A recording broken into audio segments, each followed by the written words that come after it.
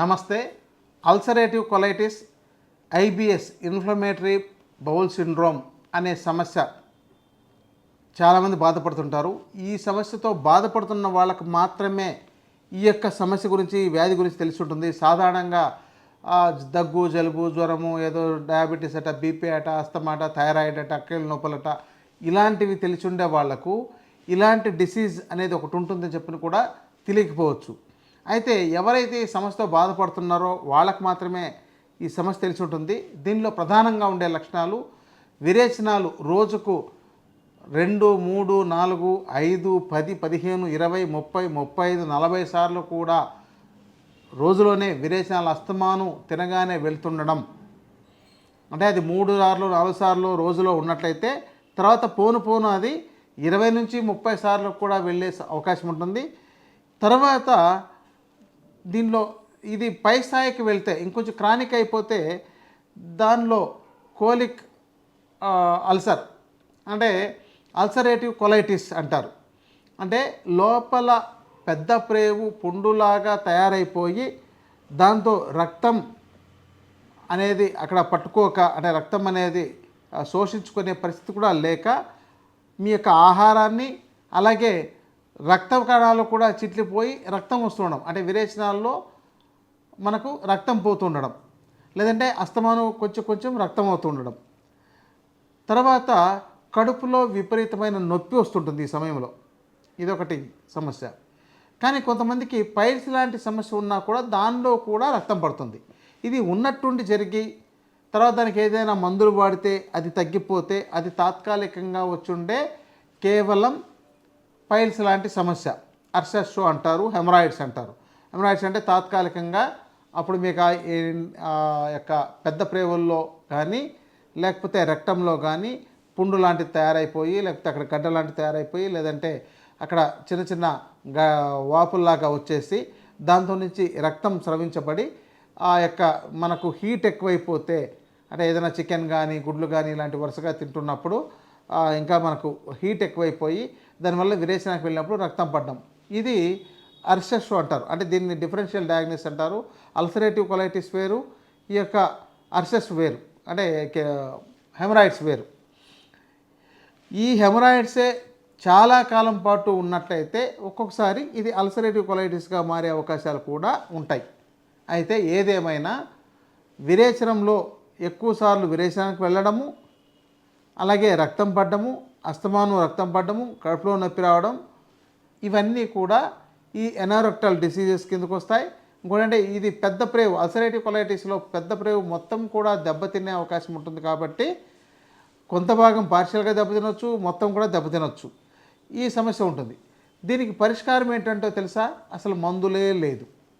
అసలు మందులు లేకుండా మ్యాక్సిమం ప్రయత్నం చేసి కాలేకపోతే సర్జరీ చేసి ఈ యొక్క రెక్టమ్ని తీసివేసి దాన్ని ఒక బ్యాగ్కు అటాచ్ చేసి మీకు ఎప్పుడు విరేచనం అవుతున్నా ఆ బ్యాగ్లో వెళ్తుండడం, తర్వాత మీరు దాన్ని తీసుకెళ్ళి రోజు ఆ బ్యాగ్ను విప్పి బయట పడేసుకోవడం, ఈ పరిస్థితి వస్తుంది.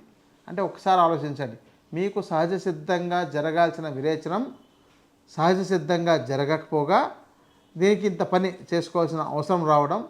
కొంతమందిలో ఈ పరిస్థితి ఎక్కువైపోయి ఇప్పటికే పెద్దవాళ్ళలో కొంతమందికి ఈ యొక్క యూరిన్ బ్యాగ్ కానీ మోషన్ బ్యాగ్ కానీ వేసి ఉండడం మీరు విని ఉంటారు, చూసి ఉంటారు. వాటిని సక్రమంగా వాళ్ళు ఎక్స్ప్లెయిన్ చేయలేకపోవచ్చు కూడా. అయితే దీన్ని బాగా వివరంగా ఎక్కువగా చెప్పడానికి ఉండదు. ఎందుకంటే ఈ సమస్య బాగా చెప్పడం వల్ల కొంతమంది ఇదేది మాకేం ఇలాంటివి ఏమైనా వస్తాయని చెప్పిన బాధపడము, భయపడము లాంటివి ఉంటాయి. రెండోది అంటే మెడికల్ టర్మ్స్ ఎంతకంటే అంత చెప్పేదానికి అవకాశం ఉండదు. కాబట్టి ఒక లిమిటెడ్గా దీని యొక్క విషయాన్ని మీకు ఎక్స్ప్లెయిన్ చేస్తాను. ఈ సమస్య విరేచనం సక్రమంగా కాలేకపోయినా, మలబద్ధకం ఉన్నా ఇది ఒక సమస్యే. అలాగని ఎక్కువసార్లు విరేచనానికి వెళ్తుండడం కూడా ఇది కూడా సమస్యే. కాబట్టి ఈ యొక్క మన యొక్క ఈ విరేచన వ్యవస్థను సక్రమంగా కాపాడుకోవడం అనేది చాలామందికి సవాలుగా మారుతుంది. ఎప్పుడైతే జాగ్రత్తలు లేకుండా పోతారో ఆ సమయంలో ఇలాంటి వ్యాధులు వచ్చేసిన తర్వాత వీటిని తగ్గించుకోవడం కష్టం. చివరికి ఆపరేషన్లనే అవసరమని చెప్పని చేస్తారు. అప్పుడు ఆపరేషన్ చేస్తే అధిక ఎప్పుడైనా సరే ఇంకోటంటే ఇలాంటి వాటికి అసలు సర్జరీ లాంటివి చేసుకోకూడదు. కేవలం మందులతోనే ప్రయత్నం చేసి మందులతోనే అదుపులోకి తెచ్చుకోవాలి తప్ప సర్జరీ చేసుకుంటే ఏదో పరిష్కారం జరిగిపోతుందంటే పెనం మీద నుంచి పొయ్యిలో పడ్డ వాళ్ళ పరిస్థితి ఎలా ఉంటుందో అలా తయారయ్యే అవకాశం ఉంది. నా దగ్గరికి ఒక ఆయనకు నేను రోజుకు 30 నుంచి 40 సార్లు విరేచనాలు అయ్యే వ్యక్తి వచ్చారు. గత 15 సంవత్సరాలుగా అది రోజుకు 3-4 సార్లు నుంచి 5 సార్ల నుంచి 10 సార్ల నుంచి ఇలా ఈ స్థాయికి వచ్చేసింది. ఇప్పుడు ఎప్పుడు బాత్రూమ్ పక్కన పెట్టుకొని కూర్చో ఉండాల్సిన పరిస్థితి ఉంటుంది అని అంటే వారికి ఒక 6 నెలల నుంచి సంవత్సరం మెడిసిన్స్ ఇవ్వడం ద్వారా ఈ సమస్య శాశ్వతంగా తగ్గిపోయింది. ఇదే మీరు ఒక నెట్లో చూసినట్లయితే దీనికి అసలు పరిష్కారం లేదు, మీకు ఆపరేషన్ చేయించుకోవాలి, తర్వాత ఫుడ్డు లైఫ్ స్టైల్ లాంటి వాటిని మాత్రమే మీరు మెయింటైన్ చేసుకోవాలి అనే విధానం చెప్తుంది. కానీ మీరు ఎంతకాలం ఫుడ్ని మెయింటైన్ చేస్తారు? అంటే మనకు ప్రకృతిలో మనకు ఎలాంటి రోగం వచ్చినా తగ్గించగలిగే ఔషధాలు చాలా ఉన్నాయి. మరి వాటిని మీరు ఎందుకు వెతికి తెలుసుకోవడం లేదు? వాటికి సంబంధించిన చికిత్స చేసే వాళ్ళ దగ్గరకి ఎందుకు మీరు సంప్రదించడం లేదు? చాలా వరకు ఈ ఆయుర్వేదం పైన ఒక దురభిప్రాయం కానీ, ఒక అజ్ఞానం కానీ, లేకపోతే దీని మీద కొన్ని అపోహలు కానీ, వేడి చేస్తాయని, పథ్యం పాటించాలని, స్లోగా పనిచేస్తాయని, మళ్ళీ పడుతుందో లేదో అని, ఇట్లాంటి ఒక నానుకుపోయిన అంటే వాళ్ళ ప్రతి కణకణాల్లోనూ ఈ యొక్క ఈ విధానం చాలామందిలో బాగా ట్యూన్ చేసి పెట్టేసినారు, ఎక్కించేసేసినారు. అంటే ఎలాంటివంటే ఈ సమస్య ఆయుర్వేదం ఏమైనా చికిత్స తీసుకుంటే తగ్గుతుందేమంటే అమ్మో అది మీకు ఏమైనా వేడి చేస్తుందేమో, పథ్యం ఉండాలేమో, మళ్ళీ మీకు ఇంకేమైనా సమస్యలు వస్తాయేమో, అది మీకు పడుతుందో లేదో, ఇలాంటివన్నీ అంటున్నారు. అసలు సక్రమైన ఆయుర్వేద చికిత్సా విధానాన్ని మీరు కనుక తీసుకున్నట్లయితే అసలు ఈ పరిస్థితి ఎప్పటికీ రాదు.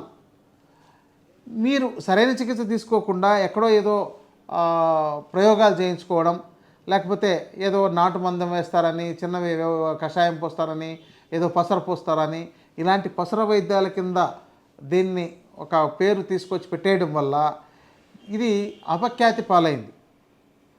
అందుకని ఈరోజు అన్ని రకాల చికిత్సలు చేసుకొని ఎక్కడ తగ్గకపోతే చివరికి ఆయుర్వేదంకి వస్తున్నారు. అప్పుడు ఆయుర్వేదంతో కొంతకాలం మేనేజ్ చేయబడుతుంది. అంటే దీని అర్థం ఏంటి? మొదట్లోనే వచ్చి ఉంటే ఈ సమస్య అంత తీవ్రమయ్యే అవకాశం లేదు. ఎందుకంటే గత 30 సంవత్సరాలుగా మేము ఎంతోమందికి చికిత్స చేస్తున్నాం.